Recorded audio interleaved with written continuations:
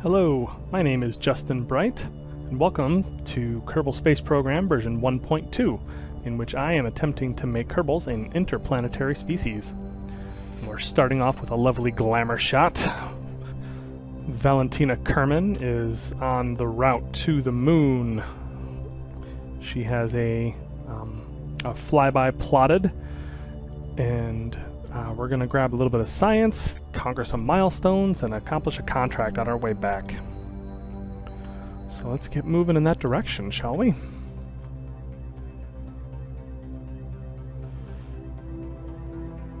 Here we are, making our way.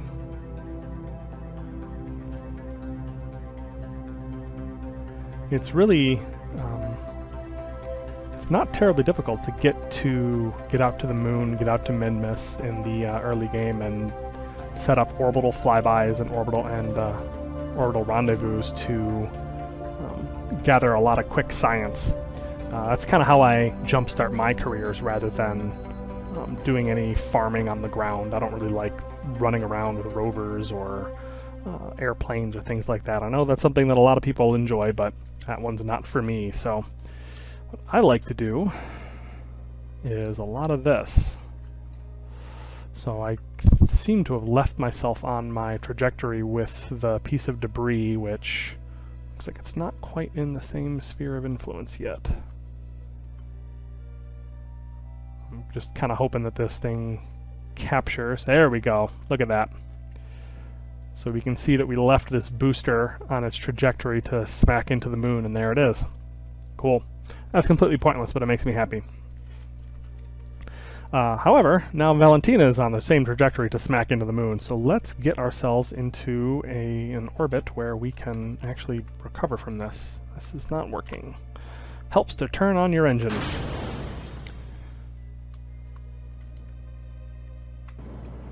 There we are. So we're going to turn this sucker around. Let's see. Actually, let's do this properly, because I would like to push my orbit out a little bit radial and a little bit normal so that we can get a nice equatorial orbit that'll make it very easy for us to return to Kerbin. Yeah, we'll sling in very close. I have a tremendous amount of delta V, so this is not going to be any kind of issue. So we're going to sling in close, grab a little bit of science, grab some extra crew reports, and then make our way back.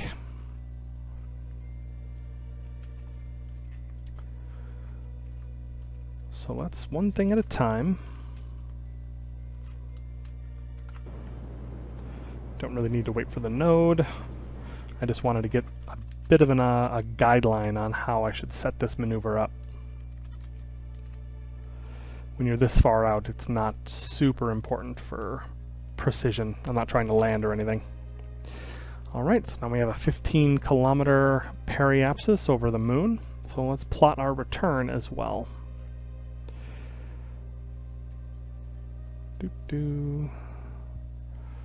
Ironically enough, it'll be, oops.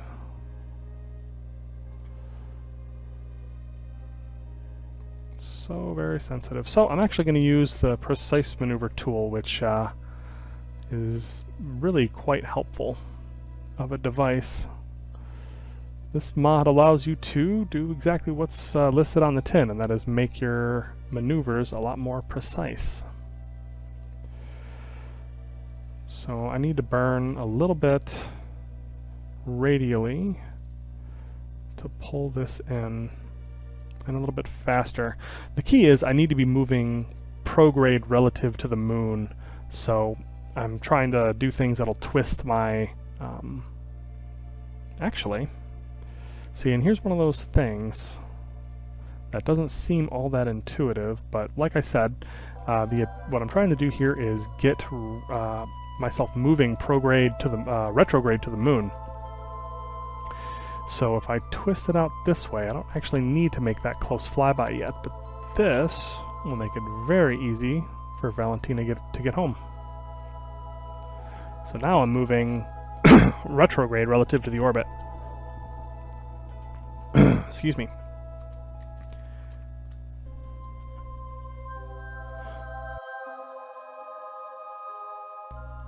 and that will make things, make the rest of this mission go a little bit smoother.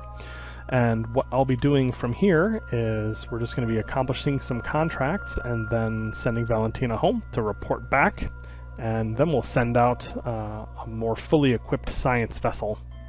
Hopefully this is going to give us enough money to improve our vehicle assembly building. And if not, maybe I'll go grind some contracts off screen so that you guys don't have to wait through that silliness. Whoops, that's a bit tight. There we are. Perfect. Now let's enjoy our flyby.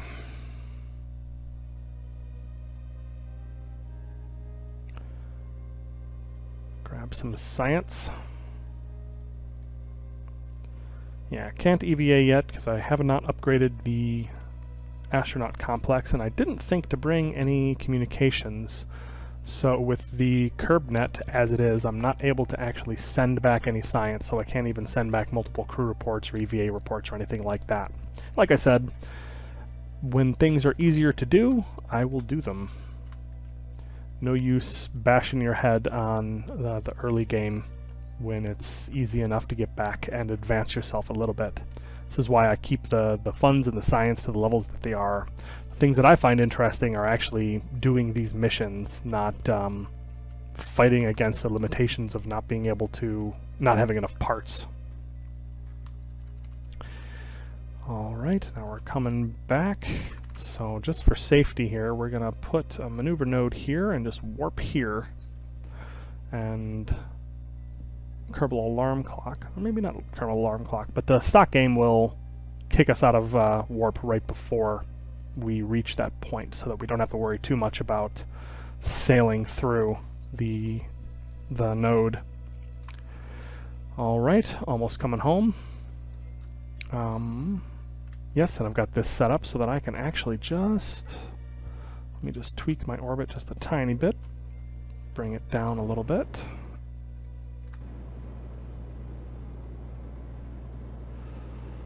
Trying to bring down my periapsis just a little bit so we get a nice quick capture. Anything under 30 kilometers is going to be perfectly safe. Alright, let's point this, oops, left SAS on. Let's point this up, kick that off, surface, hold retrograde. And now let's make a speedy return at full physics time warp.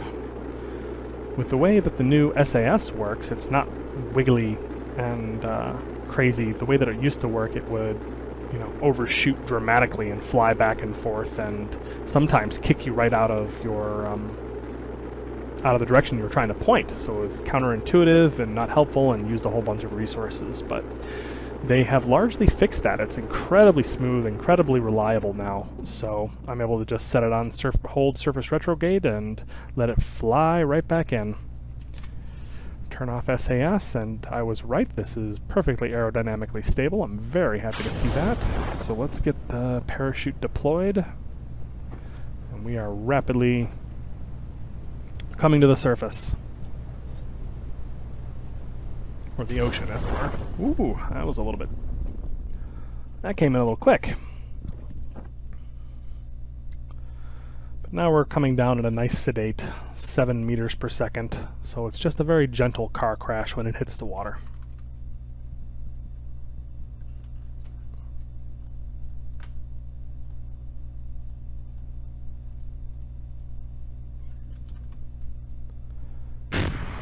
Swoosh! Touchdown! Valentina's home safe and only sinking a little bit, or hovering weirdly. I don't know what, I think it might be stock visual enhancement that makes the water look like that, but it's still kind of a flat plane in there somewhere as far as where the pod reacts to it, but I won't complain too much. Alright, let's recover and move swiftly on.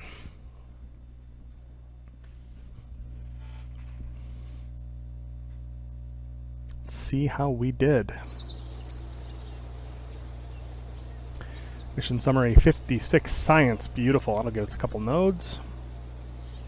5,000 funds, and now we have 500,000 funds from the completion of contracts and world firsts, all kinds of good things. First flyby of the moon, escaping Kerbin's sphere of influence, escaping the moon's sphere of influence, returning home from a flyby, splashing down, and first scientific data from the moon. So, just grabbing world first milestones in addition to completing missions, our contracts that is a great way of getting some cash in the early game. Alright, what is next? Explore Kerbin. Rendezvousing 2 vessels in the orbit of Kerbin. I may do this off screen for you guys, because that's not terribly interesting, but we'll see what I can do next. Science data from the surface of the moon, science data from space around Kerbin, we'll take that one for sure. Any interesting part tests? Not really. Well, we'll grab this one for the future. So, we need to rendezvous 2 vessels. We need space, science data from space around Kerbin, and science data from the surface of the moon. This one's more forward-thinking. We'll deal with that one later on. But these 2, I think we can perhaps do something interesting. Let's see what kind of science we have. But first, increase the VAB. 255 parts, level 2. So now we're at level 2 mission control, level 2 vehicle assembly building, level 2 launch pad, and level 2 tracking station. The last thing for basic functionality of the mid-game is increasing the astronaut complex. So now we can EVA and plant flags. Our next goal is going to be the R&D center so that we can collect surface samples. Alright, so we have 100 science. This will allow us to do some funky things with crew. This would allow us to do some plane stuff, so I'm not terribly interested in that. And this is just some lovely aerodynamic components. I'm wondering if I don't skip ahead to see if I can't do some very basic station building type things at the moment. There we go. Clampetron Docking Port Junior. All right, I think I have some ideas for what we can do. So I'm going to take a minute in the VAB, and when I come back, we'll get right to it. All right, so here's what I came up for my next mission. We are going to send an orbiting laboratory into space and do some assembly. Let's quickly get this launched before it breaks everything. It's very wiggly. But yes, we are sending 2 Kerbals into orbit with lots of gear to build themselves not quite a space station, but a bit of a proto-experiment platform in the vein of the Gemini Manned Orbiting Laboratory, MOL.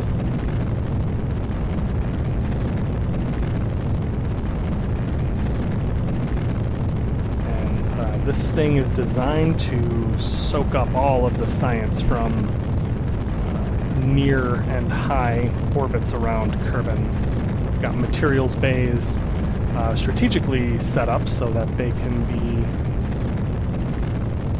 I can use this experiment storage unit to grab the science from them and then kick them off as I continue my ascent, because you see they're attached to the boost stage here. This allows me to... This is pretty inefficient, it's expensive, but it does allow me to get away with not bringing a scientist on this trip. Later, when I have larger vessels, 2.5 meter and above, I'll be able to bring some scientists along to do some science resetting and so forth, but for this particular mission, I don't think we're going to need that. So it's just Valentina and Bill. Observe Materials Bay. Materials Bay is delightful because it just gives so much science. And these Keys experiments, which I'll talk a little bit about shortly, are also great science. And they're a require you to jump out of your ship and do some actual experiments, which I think is fun.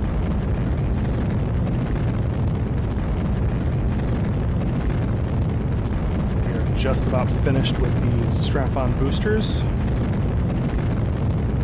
Pushing myself into a nice high orbit. And farewell. Now let's push ourselves down to just below the horizon, start circularizing our orbit.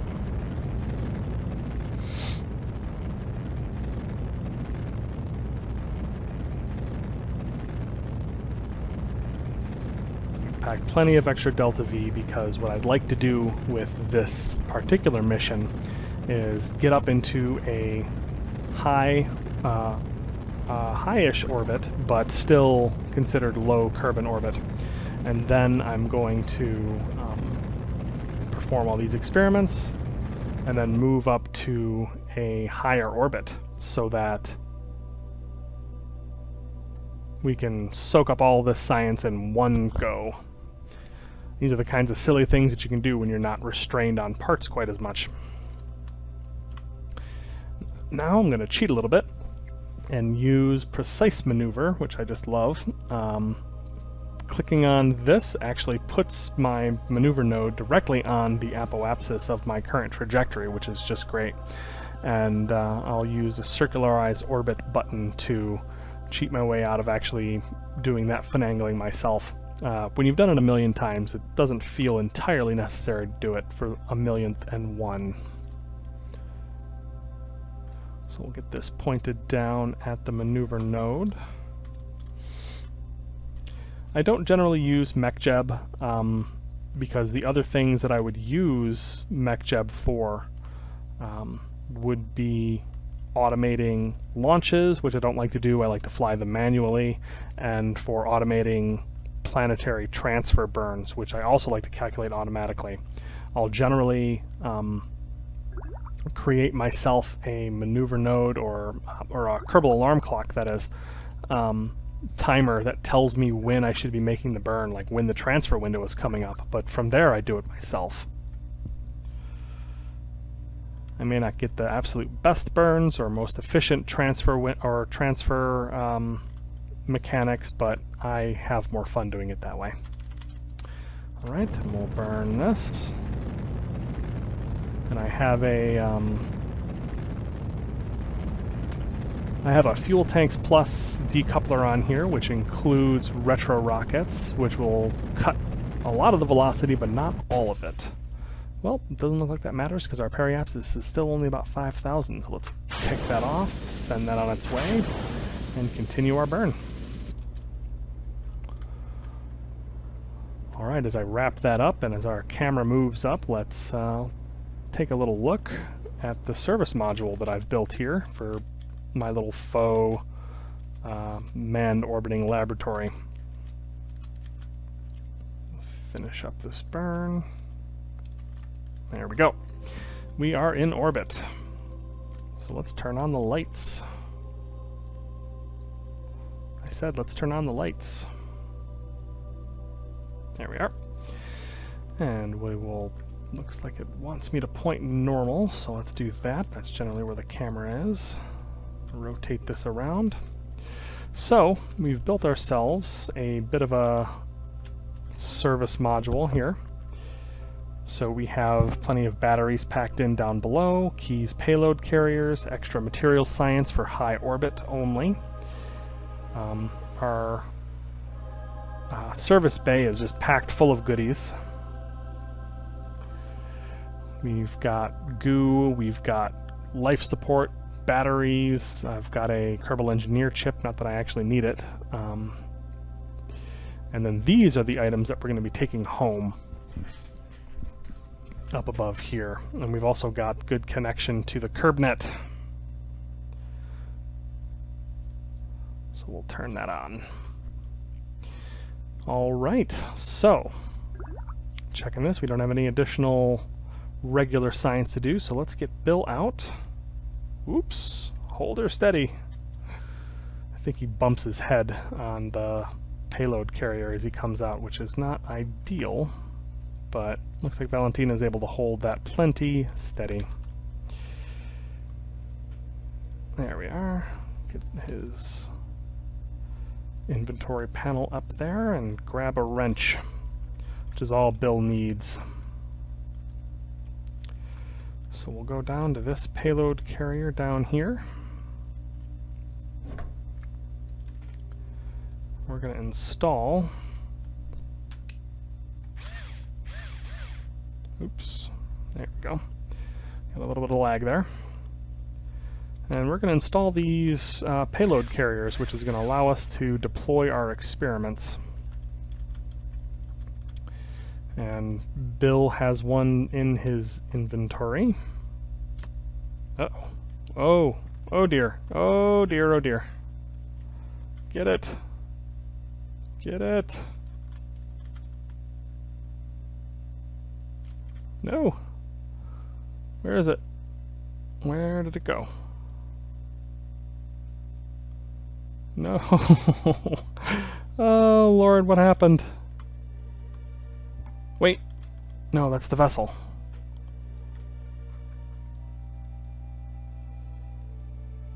This is why you save first. Just flipped off into oblivion. Oh, that's frustrating. Can I... Debris. That's not it.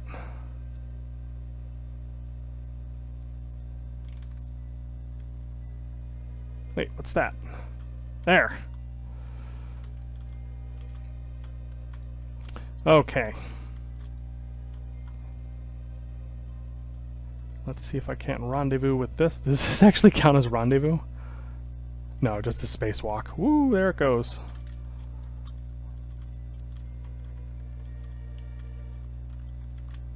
Alright, let's keep an eye on EVA propellant here. I'm going to have to be fairly sparing on my way back.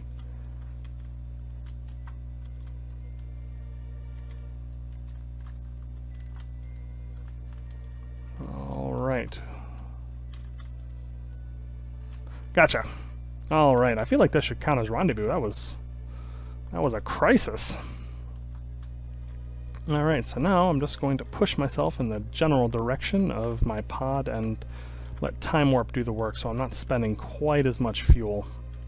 Because I managed to get a full kilometer out.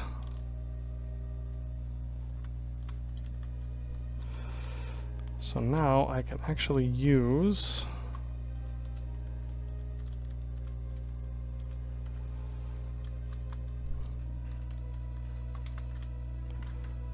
the nav ball to see how we're doing. We're coming on this a little bit fast, so let's back off just a touch. There we go. And now we can just use time warp to make up that difference. Oh, of course, and now we are in the dark side. Turn on that headlamp.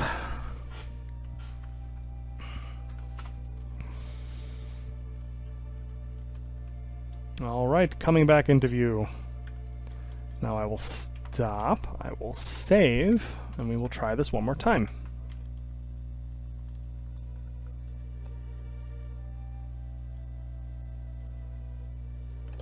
There. When it mounts, it gives you a nice satisfying click and does not go ricocheting off into space.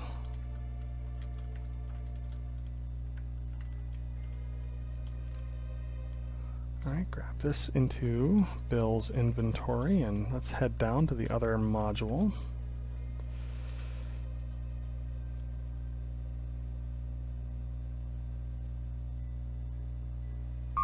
Nope, a little too far. Nope.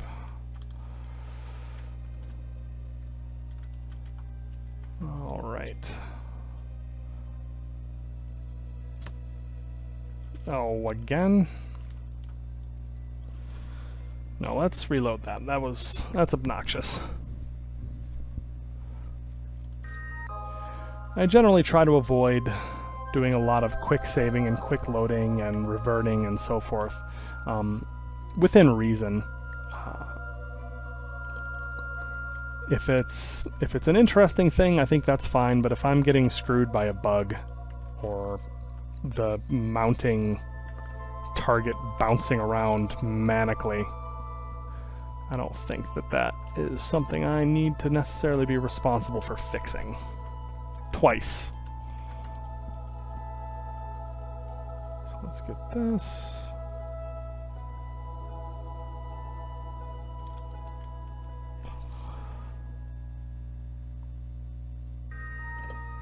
There we go. Gotcha.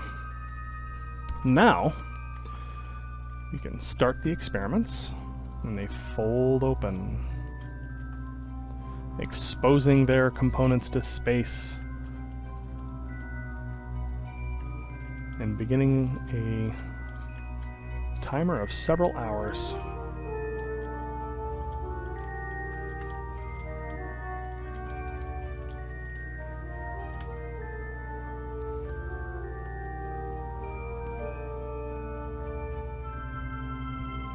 So we have about 3 hours here and 4 hours on this one, so we will take 4 hours to expose these fully.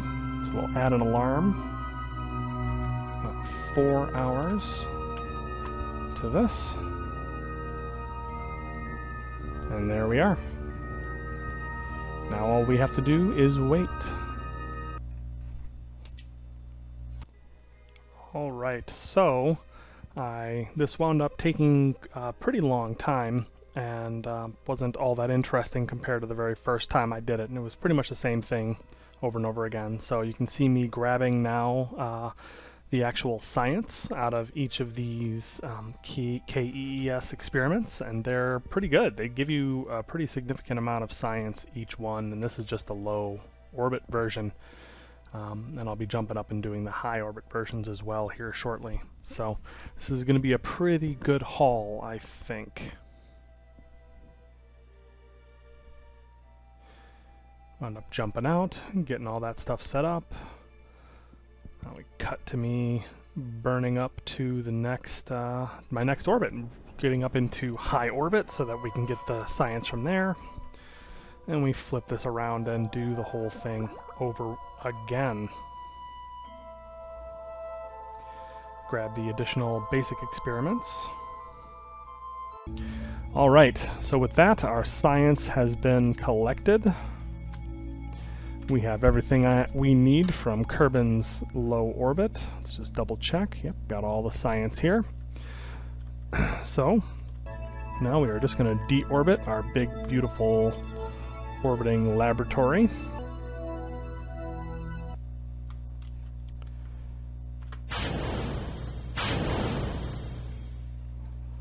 Here we are, we've got all of our science. So let's point ourselves surface, say farewell to our service module and laboratory as it drifts off just above us. And let's hope that I built this as aerodynamically stable as I believe I did. My particular configuration was built specifically so that it would be stable. With this, the pods are a little bit heavier than these containers, and oh dear, I should have nudged this downwards a little bit. But the pods are a little bit heavier than these. Ooh, see that drift? I don't like that. No! Oh my goodness. I'm trying to kill myself, apparently. So it's all a moot point. Ignore me. But the general idea was the pods are heavier than these payload carriers, so I wanted a pod to be below it. And this heat shield is, once again, we don't really need a heat shield at this altitude, but it does help to keep the pod command module a little bit more stable as it re-enters. Getting that weight downwards keeps it from flipping around, due to that lovely arrowhead effect where things want to fly through the air heavy side first, regardless of what way it's shaped. And lift can absolutely counteract that, but you need to make sure that you are counteracting it sufficiently and not just letting it ride and hoping that it works out. So, looks like I built this a little bit wrong. When you offset something like this, you can actually offset it enough so that it doesn't occlude the object. So, when you put these heat shields on the 1.25, the PorkJet overhaul command pod, pardon me, if you put that on there, then it actually is sunk way up high and clips, the bottom clips through. And that leads to some ugliness, and also the function doesn't even work of shielding the pod from heat. So if I was coming in hot and heavy on Eve, I would be in big trouble right now, since the pod is directly exposed to the airstream. But since we're just doing low Kerbin orbit operations, this is totally not an issue. Alright, coming out through the plasma. Deploy those parachutes when safe. That's another mod that I used to have to use. Safe shoot and real shoot and deadly reentry all, I think, have something to do with that. When I use any one of those, I usually use them together. But so one of those also had that sort of deploy when safe functionality that is now part of stock, which makes me very happy. Quickly bring us down. Oop, splash. There goes our service module. It made it through and smashed into the ocean. Experience a brief moment of high G's and then a gentle drift down at 6 meters per second towards the ocean, with a vast cache of science. Or 8 also. Well, we'll call it 12. 12 experiments being brought down, completing most of our experiments in low Kerbin and high Kerbin orbit, which will let us really kick this program into high gear. So let me know what you thought of this episode in the comments below. I'm mostly interested in hearing if you'd like me to keep moving along kind of mission by mission in real time, or if I should skip around a bit to start getting to the good stuff. Until then, I'll see you next time.